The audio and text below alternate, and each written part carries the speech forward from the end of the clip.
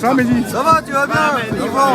C'est fait une nouvelle coupe là? Ouais, c'est ça, on se fait pour la une petite coupe d'anniversaire, tu vois. On se fait beau pour les gilets jaunes. Et surtout pour cet anniversaire, parce que c'est une date très importante, c'est une date qui a touché énormément de monde.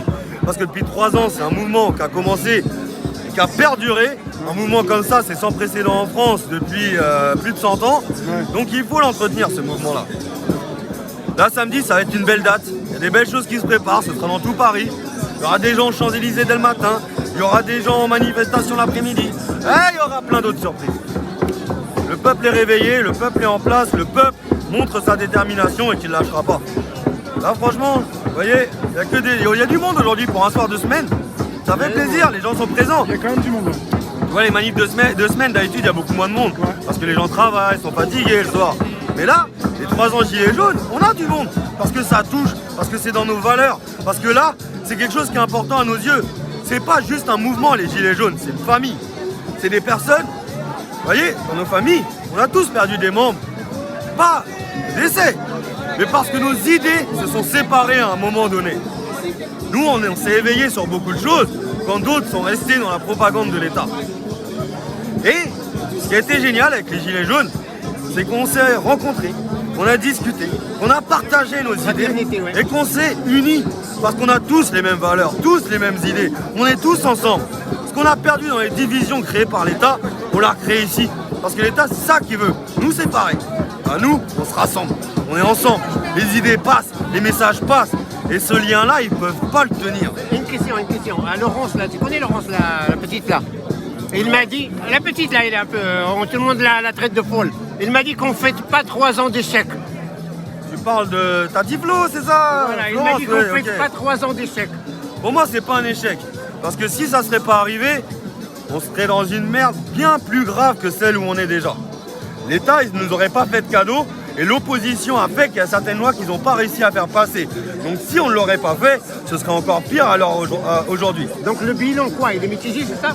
On a eu des victoires, on a eu des défaites et on a eu le temps de se préparer, de s'organiser, de se structurer, que ce soit pour aider les précaires, que ce soit pour préparer nos actions, que ce soit pour les manifestations. Il y a des groupes, chaque personne elle est essentielle et chaque personne elle a de l'importance. Vous voyez, il y en a qui sont en première ligne, il y en a qui créent les banderoles, il y en a qui passent les messages et il y en a simplement qui partagent. Et bien chacun il est essentiel et c'est un engrenage de ce combat. On a besoin de tout le monde.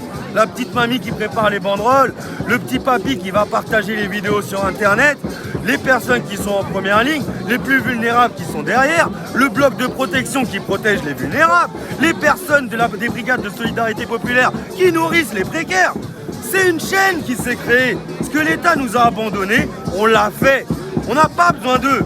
L'État, il nous a abandonnés. La classe précaire, elle est déjà assassinée. La classe moyenne, elle est en train de disparaître. L'État nous a laissé tomber. Eh bien, c'est au peuple de reprendre en main sa destinée, tout simplement. Comme je vous ai parlé par tous ces collectifs, ça c'est le Pacifique. Et le jour où on pourra aller plus loin, on ira plus loin. Merci. Parce que là, c'est nos vies qui sont en jeu. Merci, c'est ce qu'il m'a dit, merci. Respect. Donc on lâchera rien, c'est tout, c'est comme ça.